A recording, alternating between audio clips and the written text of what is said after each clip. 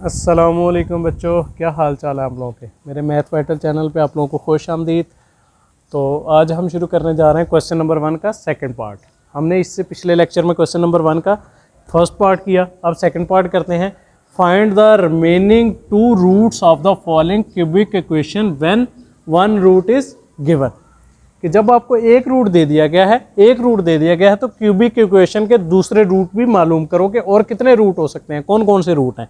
ठीक है, तो मैंने पहले आपको बताया कि क्यूबिक इक्वेशन किसको कहते हैं कि जिसकी पावर हाईएस्ट पावर जो है वो 3 हो। ठीक है, एक होती है क्वाड्रेटिक इक्वेशन। आपने हमने पिछले तमाम लेक्चर्स में, पिछली एक्सरसाइज में हमने डिस्कस की, वो क्या थी, उसकी हाईएस्ट पावर क्या थी, 2 थी। क्वाड्रेटिक इक्वेशन की हाईएस्ट पावर क्या थी, 2 थी। तो इसकी क्या हाईएस्ट पावर जो है वो 3 है, इसलिए इसको क्या कहते हैं, क्यूबिक इक्वेशन। ठीक है, तो जिसकी हाईएस्ट पावर 1 होती है, उसको क्या बोलते हैं, उसको बोलते हैं लीनियर इक्वेशन। ठीक है बच्चों, उसको क्या बोलते हैं, लीनियर इक्वेशन। इसकी हाईएस्ट पावर क्या है, 1 है। ठीक है, तो अब चलते हैं सवाल की तरफ। आपका सवाल कहता है कि इसके एक रूट आपको दे दिया गया है, दूसरे रूट जो है वो मालूम करो। तो हमें क्या है, सबसे पहले हमने क्या करना है इसके सोल्यूशन में, सबसे पहले हमने ये करना है, सबसे पहला स्टेप हमारा ये है कि हमने इसको तरतीब में लिखना है। तरतीब में किस तरह लिखना है, जैसे कि एक्स क्यूब है, एक्स की पावर क्या है, 3 है। फिर उसके बाद लिखना है एक्स की पावर 2 वाला नंबर, फिर उसके बाद लिखना है एक्स की पावर 1 वाला नंबर, फिर उसके बाद लिखना है कांस्टेंट। ठीक है, तो हम तरतीब से लिखेंगे। पहले क्या है, ये पहले ही तरतीब से लिखा हुआ है, तो हम इसको सेम ऐसे ही लिख देंगे। एक्स की पावर 3 माइनस 4x की power square plus x plus 6 is equal to 0। तो रूट हमारे पास क्या है, वो है 3 का। ठीक है बच्चों, अब हमने क्या किया, इसको तरतीब से लिख दिया, कोई नंबर हमारा मिस नहीं रह गया बीच में। ठीक है, तरतीब से लिख दिया। पहले x की पावर क्यूब लिखा, फिर x की पावर स्क्वायर वाला नंबर लिखा, फिर x की पावर 1 वाला नंबर लिखा, फिर उसके बाद कांस्टेंट लिख दिया। अब क्या करना है, इनके कोफिशिएंट को हमने लिखना है सिंथेटिक डिवीजन की तरह। हमने सिंथेटिक डिवीजन पढ़ा था पहले, उसकी तरह अब हमने लिखना है इसके नंबर को, इसके कोफिशिएंट को। पहले का एक्स क्यूब का कोफिशिएंट क्या है, वो 1 है। तो ठीक है बच्चों, वो हमने क्या किया, 1 सिंपल हमने लिख दिया। ठीक है बच्चों, फिर क्या है, एक्स स्क्वायर का कोफिशिएंट क्या है, 4 के साथ साइन क्या है, माइनस का। तो कोफिशिएंट क्या आ गया, -4 आ गया बच्चों। ठीक है, उसके बाद फिर x का कोफिशिएंट क्या है, प्लस का 1। तो प्लस का साइन लिखो या ना लिखो कोई फर्क नहीं पड़ता, लिहाजा हमने क्या किया, 1 लिख दिया। उसके बाद हमारा कांस्टेंट क्या नंबर रह गया, 6 रह गया। तो हमने क्या लिख दिया, 6 लिख दिया बच्चों। ठीक है बच्चों, अब हमारे पास रिमाइंड नंबर क्या है, जो हमें एक रूट दे दिया गया है, वो नंबर क्या है, वो है हमारे पास 3। तो वो हमने क्या करना है, उस 3 को हमने इधर लिख देना है बच्चों। ठीक है बच्चों, अब हमने क्या करना है, मैंने क्या बताया आपको कि हमने ये करना है कि पहला नंबर जो भी है हमने उसको सेम ऐसे ही उतार देना है नीचे। ठीक है बच्चों, हमने क्या करना है, उसको सेम ऐसे ही उतार देना है नीचे। ठीक है, तो अब क्या करना है, इस 3 को इसके साथ मल्टीप्लाई करवाना है। 3 को 1 से मल्टीप्लाई करवाया तो क्या आया, 3 आया। 3 1 जा 3। तो हम इस 3 को क्या करेंगे, इस -4 के नीचे लिख देंगे, -4 के नीचे लिख देंगे। अब -4 से जब 3 निकलेगा तो क्या बचेगा, 1 बचेगा। और इसके साथ साइन कौन सा आएगा, बड़ी रकम का। बड़ी रकम कौन सी है, वो 4 है। उसके साथ साइन कौन सा है, माइनस का।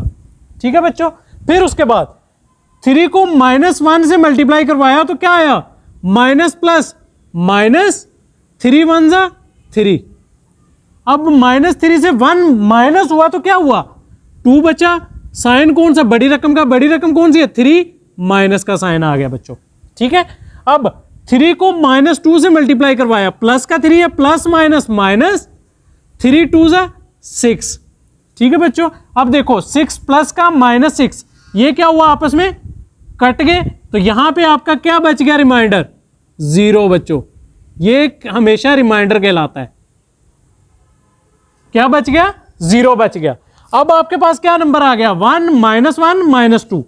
ठीक है बच्चों, तो अब आपको क्या बताया था अगला मैंने रूल, कि आपने इसको क्या करना है, आपने एक टर्म आपने कम कर दी। तो इसको लिखने का तरीका क्या है, क्या लिखना है, हमने x² लिखा x लिखा, आगे कांस्टेंट नंबर आ गया तो इज इक्वल टू 0। ठीक है बच्चों, अब देखो x का कोफिशिएंट क्या है, पहला कोफिशिएंट क्या है 1, तो 1 हम क्या करेंगे x स्क्वायर के साथ लिख देंगे बच्चों। उसके बाद क्या है -1, -1 कोफिशिएंट किसका आ गया, माइनस कौन सा साइन, यहां पे माइनस, ये वाला माइनस साइन आ गया, और 1 आपका ये आ गया। ठीक है बच्चों उसके बाद आपका तीसरा नंबर क्या है -2, तो -2 आपने यहां पे लिख दिया इज इक्वल टू 0 बच्चों। ये आपकी इक्वेशन बन गई। ठीक है, अब आपने क्या करना है, अब आपने ये करना है कि इसको मिडिल टर्म ब्रेक इक्वेशन, जिसको फैक्टराइजेशन कहते हैं, फैक्टराइजेशन कर लो इसको। ठीक है, तो हमने क्या करना है, इस नंबर को हमने मल्टीप्लाई करवाना है इसके साथ।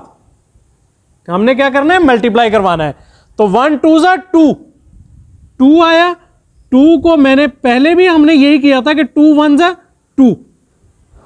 अभी हमें क्या चाहिए, -x चाहिए, माइनस का x चाहिए बच्चों।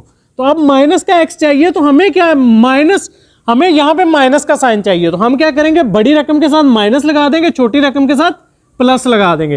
पहले हमें क्या था, पहले हमें यहां पे प्लस का साइन चाहिए था, तो हमने क्या किया था, बड़ी रकम के साथ प्लस का साइन लगा दिया था, छोटी रकम के साथ माइनस का साइन लगा दिया था। अब हमें क्या चाहिए, यहां पे माइनस का साइन चाहिए, तो हमने क्या किया, बड़ी रकम के साथ माइनस का साइन लगा दिया, छोटी के साथ प्लस का साइन लगा दिया। तो बच्चों ये एक्स स्क्वायर आपका सेम ऐसे ही आ गया, एक्स स्क्वायर आपका ऐसे ही आ गया, -2 आपका ऐसे ही आ गया, इज इक्वल टू 0। हमने क्या किया, इसको ब्रेक करना है। तो अब क्या है, -2 + 1, -2 + 1। ठीक है बच्चों, अब इसको हमने ब्रेक किया, तो इसको ब्रेक किया, तो यहां पे इसके साथ क्या आ रहा है, x आ रहा है, तो x हमारा क्या आएगा, दोनों के साथ आ जाएगा बच्चों, ऐसे। ठीक है, -2x + 1, जब -2x में से x निकलेगा तो आपका यही -x आ जाएगा बच्चों। ठीक है, अब हमने क्या करना है, इसको फैक्टराइजेशन कर लो, इन दोनों को सॉल्व कर लो और इन दोनों को सॉल्व कर लो बच्चों। ठीक है, अब देखो इन दोनों को सॉल्व कर लो, इन दोनों में से कॉमन ले लो और इन दोनों में से कॉमन ले लो। ठीक है बच्चों, अब क्या है, इन में से क्या कॉमन आएगा, ये 2x है और ये x है, x² x, इसमें से क्या आ गया कॉमन, x आ गया बच्चों। तो यहां पे क्या बच गया, x² में से एक x निकला तो क्या बच गया, x बच गया बच्चों, माइनस यहां पे एक x कॉमन चला गया, यहां क्या बच गया, 2 बच गया बच्चों। ठीक है, उसके बाद प्लस यहां पे क्या कॉमन आएगा, यहां पे 1 कॉमन आएगा बच्चों। क्यों, क्योंकि यहां पे x है, यहां पे 2 है, तो यहां पे क्या आ गया, x बच गया, प्लस माइनस और ये क्या आ गया, 2 आ गया बच्चों, इज इक्वल टू 0। ठीक है, तो अब वही पिछले वाला जो मैंने आपको बताया है कि x + 1, इनको क्या लिखना है, जो आपने कॉमन लिए, x + 1 और दूसरा क्या है, जो ब्रैकेट के अंदर नंबर आया, जो ब्रैकेट के अंदर आया वो आपका सेम आना चाहिए। जब आपका ब्रैकेट के अंदर सेम आ गया तो इसका मतलब है कि आपको मैथ ने कंफर्म कर दिया कि आपका रूल जो है, ये जो फैक्टराइजेशन रूल है, ये आप सही कर रहे हैं। ठीक है बच्चों, तो x - 2 x - 2, तो हम इन दोनों में से एक दफा लिखेंगे, जो कोई भी लिख लें, x - 2 बच्चों। ठीक है, इज इक्वल टू 0। अब क्या है, इसमें आइदर और आर वाला फार्मूला लगा दो। इसको क्या है, x + 1 इज इक्वल टू 0, और दूसरा क्या है, x - 2 is equal to 0, x - 2 is equal to 0। ठीक है बच्चों, अब x + 1, तो x + 1 इधर प्लस हो रहा है, दूसरी साइड पे जाके क्या होगा, -1 हो जाएगा बच्चों, -1 हो जाएगा आपका, एक x का रूट ये आ गया, दूसरा -2 है, दूसरी साइड पे जाके प्लस हो जाएगा, तो x इज इक्वल टू 2, एक रूट आपका ये आ गया। तो ठीक है बच्चों, आपके रूट आगे एक आपको दे दिया गया था 3, और दूसरा -1 और तीसरा 2, ये बच्चों आपके x के रूट आ गए। यही आपका आंसर है बच्चों।